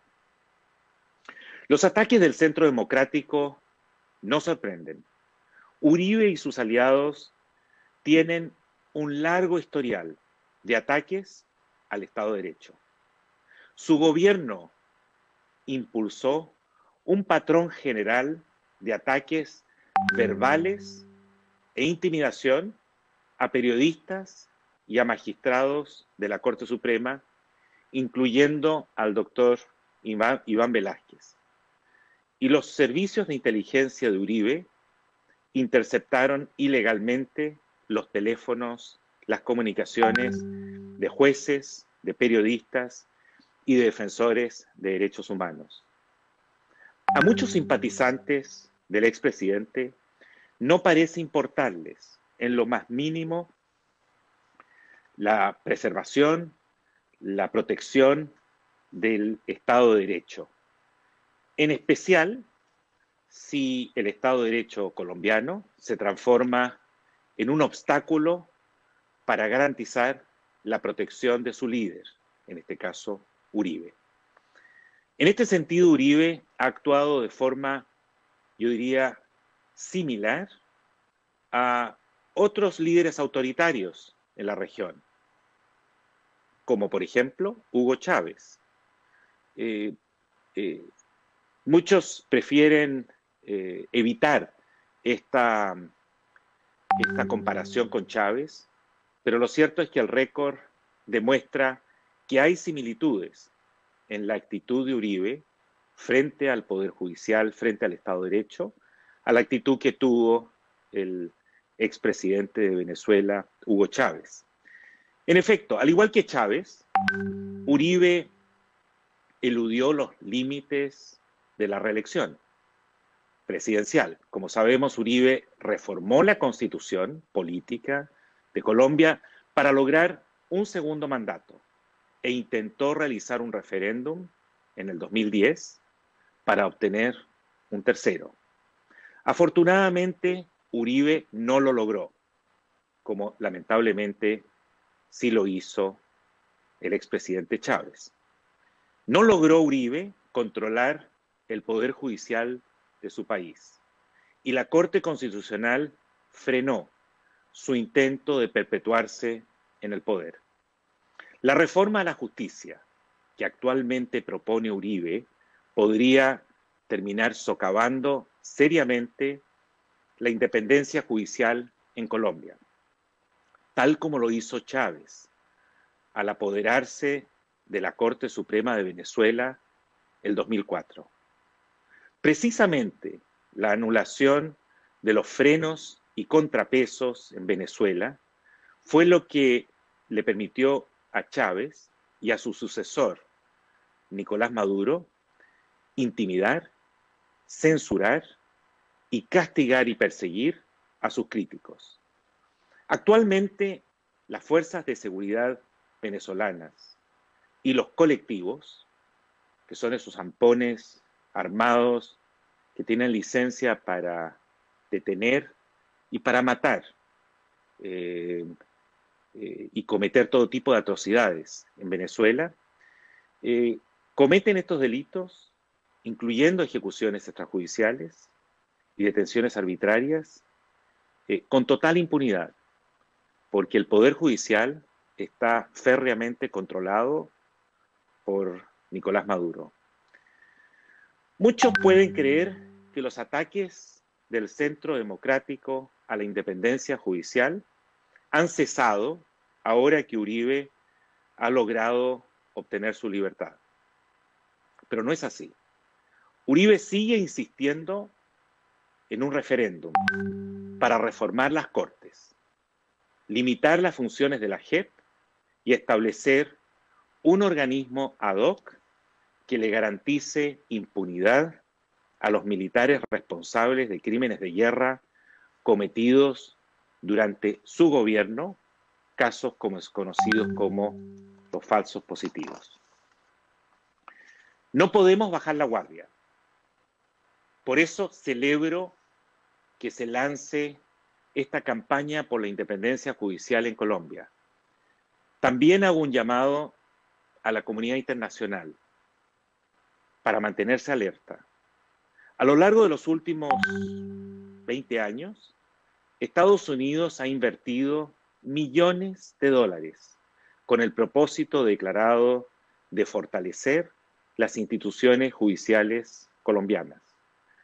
Independientemente de quién gane las elecciones en estos días en los Estados Unidos, los congresistas demócratas y también los republicanos que han apoyado la asistencia al sistema judicial colombiano deberían expresar abiertamente su preocupación ante estos ataques al Estado de Derecho en Colombia.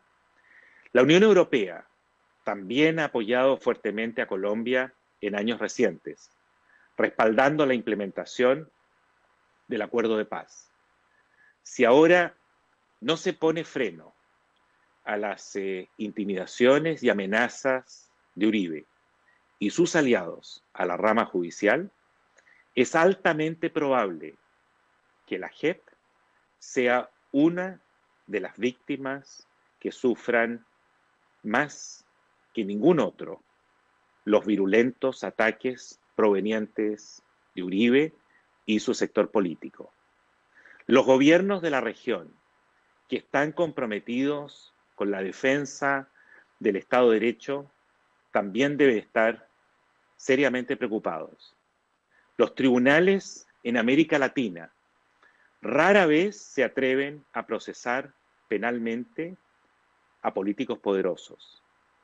Colombia lo ha hecho, pero si Uribe logra su cometido, quedará la impresión que la intimidación y los ataques a los tribunales son una herramienta eficaz para frenar la justicia.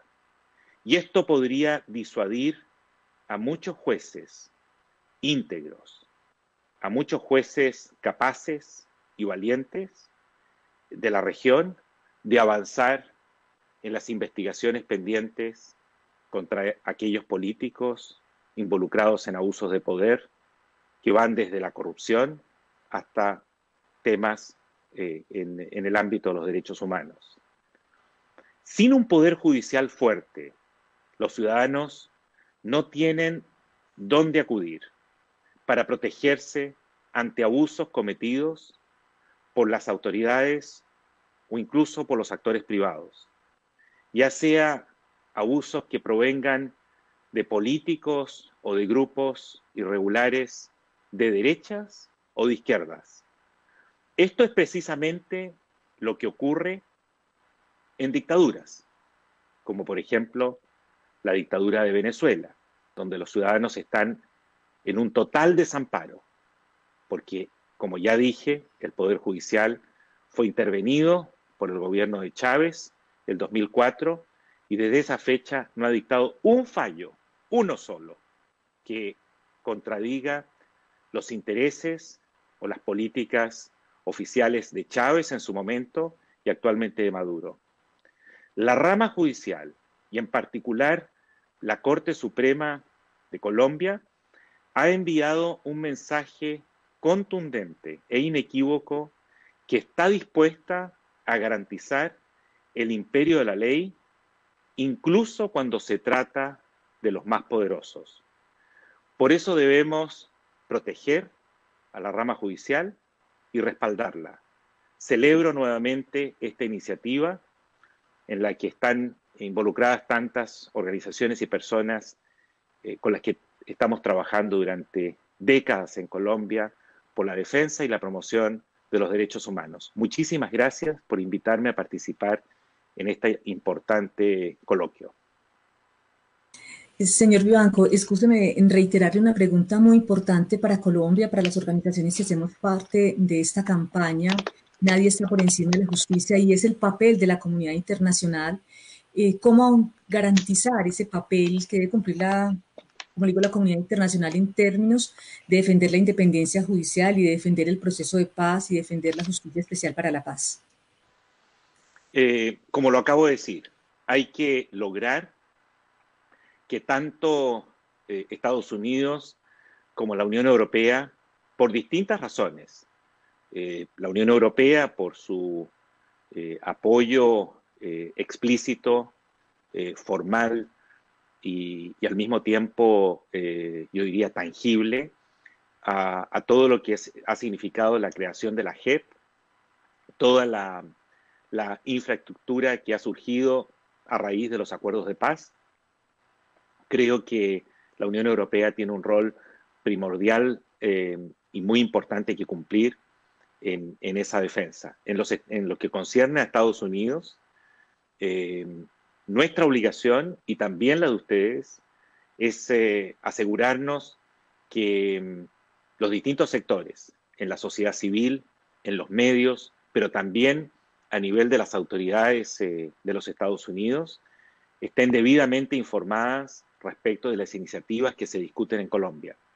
Ahí hay una inversión histórica, hay un compromiso que se ha manifestado tanto por parte de gobiernos demócratas como republicanos, políticos de ambas bancadas, en torno a la necesidad de fortalecer al Poder Judicial colombiano. No solo al Ministerio Público, no solo a la Fiscalía, sino también a las Cortes. Y garantizar con ello, o intentar a lo menos hacer esfuerzos para garantizar la independencia del poder y las investigaciones frente a los abusos. Creo que en la medida en que esa comunidad internacional esté debidamente informada y alerta respecto a lo que está ocurriendo, podrán ejercer las presiones, digámoslo con todas sus letras, que correspondan en el momento oportuno para impedir que estas iniciativas sigan avanzando sin que existan las críticas oportunas por parte de estos gobiernos que hacen parte de la comunidad internacional. También hace parte de la comunidad internacional la infraestructura de Naciones Unidas, dedicada a proteger los derechos fundamentales. Estoy pensando fundamentalmente, esencialmente, en la oficina de la Alta Comisionada de Derechos Humanos que preside Michelle Bachelet y los expertos independientes de Naciones Unidas en el ámbito de la protección de independencia judicial. La Comisión Interamericana debe y puede jugar un rol importante en este ámbito, desde luego, en lo que concierne a las atribuciones que tiene en el sistema interamericano. Y habrá también que hacer lo posible por mantener informada a la comunidad regional, me refiero a las democracias de la región, que les importa la independencia judicial respecto a lo que está ocurriendo en Colombia. Confiamos que a toda la comunidad internacional y fundamentalmente al interior de nuestro país haya esta preocupación y realmente nos unamos en esta campaña por defensa de la justicia. Para concluir ya brevemente, doctor Iván Velázquez, ¿qué hacer? Realmente, ¿qué tenemos que hacer para garantizar esa independencia judicial en Colombia? Esta pregunta también para la doctora Ángela María y obviamente para nuestro invitado internacional, José Miguel Vivanco. Doctor Iván. Bueno, tiene que haber una permanente expresión ciudadana. Yo creo que la defensa de la justicia, la defensa de la independencia judicial recae en muy buena medida en la acción de la ciudadanía. Pero para eso es necesario que haya también una mayor relación, como lo decíamos antes la doctora Ángela María y yo, una mayor relación de la justicia con la ciudadanía, que haya tener como realidad, no como una simple formulación teórica, que las víctimas están en el centro de la acción de la justicia. La centralidad de las víctimas, de que tanto hemos hablado por tantos años, no se ha advertido, no se advirtió de ninguna forma en Justicia y Paz, no se ha advertido de manera fuerte tampoco en la JEP. No hay una acción en la que las víctimas se sientan realmente entusiasmadas porque la JEP actúe o porque en general la justicia actúe. Esa necesaria vinculación de los órganos de justicia con la ciudadanía en cuanto a la comunicación de sus acciones, en cuanto a tener en cuenta también las preocupaciones ciudadanas en su propia acción judicial, creo que podría motivar a la ciudadanía a levantarse de manera permanente en defensa de la independencia judicial. Y con el otro elemento que planteábamos también en todo el desarrollo del diálogo, la necesaria independencia interna dentro de los órganos de justicia. Que los jueces sean realmente seleccionados por carrera y que la provisionalidad, como ha venido desarrollándose en los últimos años entre nosotros, por falta de los concursos, tanto en la fiscalía como en la judicatura, que esa provisionalidad cese, porque la provisionalidad es enemiga de la independencia judicial. Y que haya una reforma que se plantea, que haya por lo menos una inquietud en cuanto a la manera como se accede a las altas cortes y a la Fiscalía General, que hayan procesos transparentes de selección, igualmente con participación ciudadana. Yo creo que si eso se generara, habría un mayor interés de la población en la justicia y eso impediría al poder actuar en contra de ella. Doctora Ángela María, ¿y su conclusión a este respecto? Gracias, Martalía. Yo pienso que la independencia es un talante que debe tener cualquier funcionario público y sobre todo en la justicia. La independencia como garantía necesita también evitar las manipulaciones internas y los límites internos a esta posibilidad. Creo que la independencia no solamente genera la posibilidad de aplicar una justicia debida, sino genera también la imparcialidad en beneficio del sujeto y de la persona. Creo que en este caso en concreto la independencia, lo habíamos dicho, no solamente es un derecho, sino una obligación de los estados. Y por lo tanto la visión de necesidad de cooptación de los órganos de investigación o de juicio tiende a evitar la independencia. La independencia debe ser un compromiso de todos los funcionarios, no solo judiciales, sino los hoy en día compuestos también por la Fiscalía General de la Nación, dentro de esta gran diferencia que pretenden hacer. La independencia debe ser manejada desde la misma elección de su líder o de su jefe. La independencia no puede ceder a aspectos políticos. Nuestra mezcla y nuestra combinación de elección es llamativa y, perdónenme la expresión, es en algunos casos contraria a la realidad. Cuando yo nombro a un funcionario desde el poder político, sin ninguna otra prevención que sea mi amigo, que tenga efectivamente la necesidad de ser muy cercano a mí, pues la independencia se ve minada porque la amistad precisamente es una incompatibilidad para llevar casos en concreto frente a alguien en particular. Desde ese punto de vista no habrá investigación sobre mi amigo, no habrá investigación sobre mi cercano y mi conocido. Por eso la independencia debe buscarse a todo nivel, desde la misma postulación, desde la misma selección, y desde la misma actividad, y por eso la independencia debe ser interna, como lo veníamos diciendo, y externa.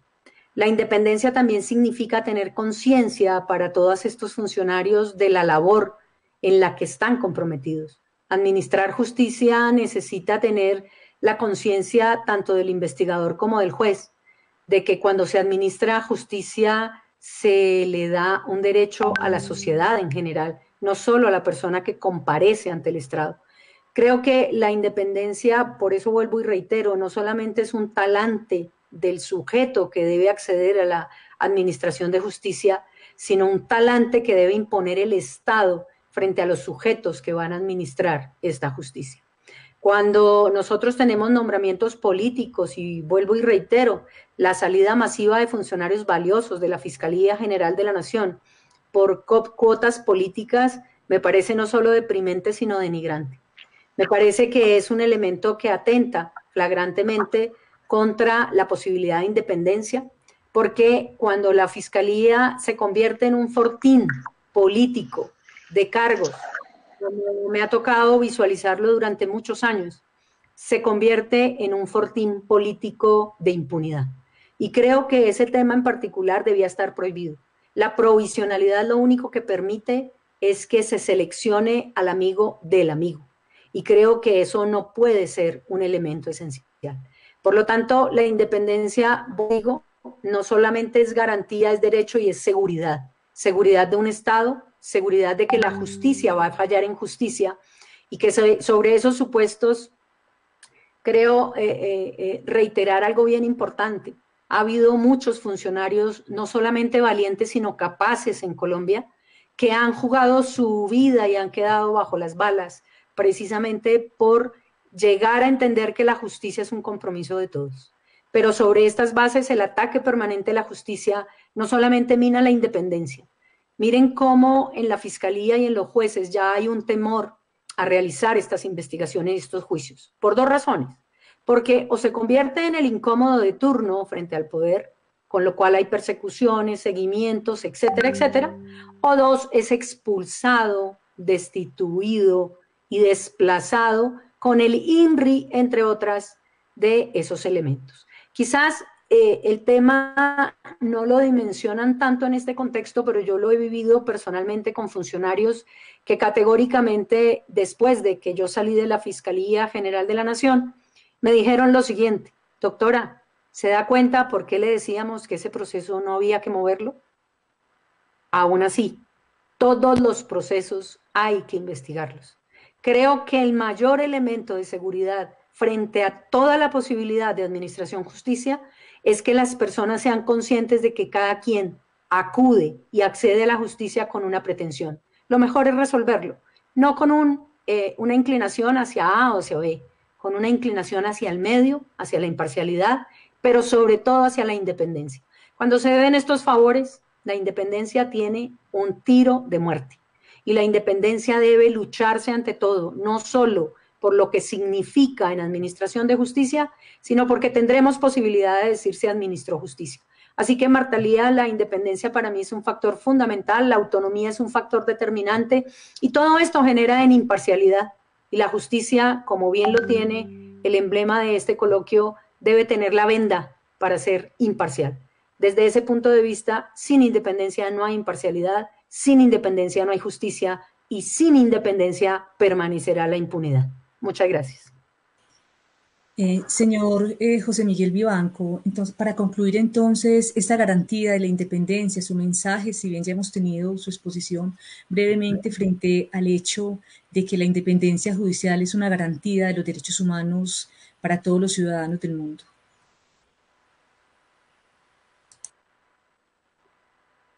El micrófono.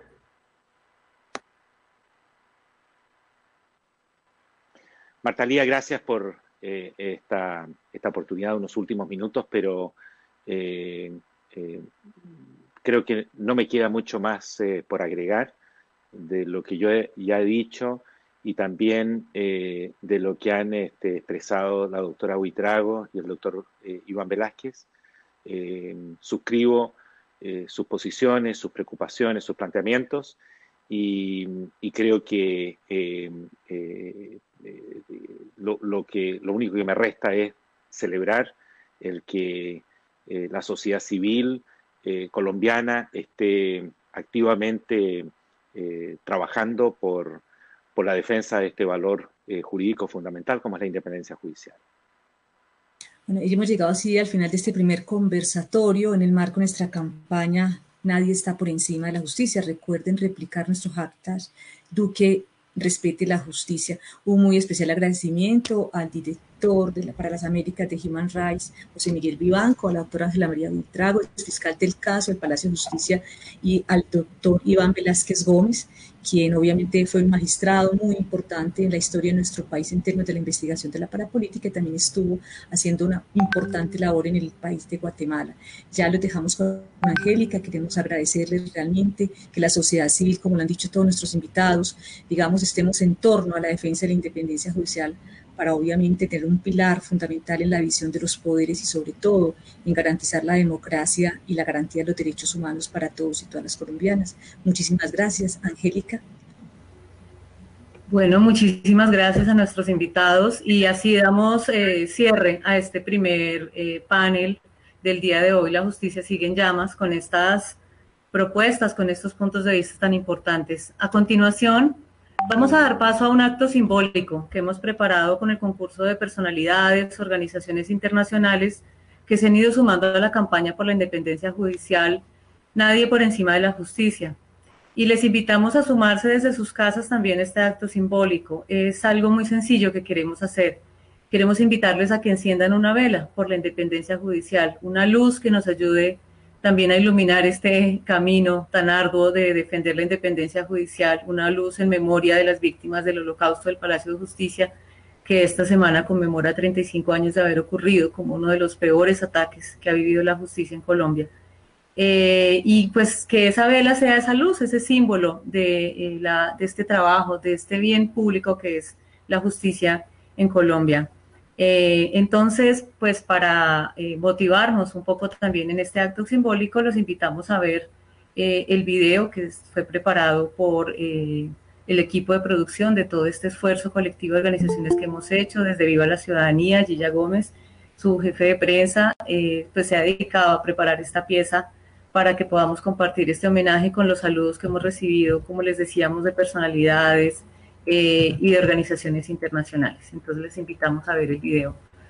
Encendamos una llama por la justicia en Colombia.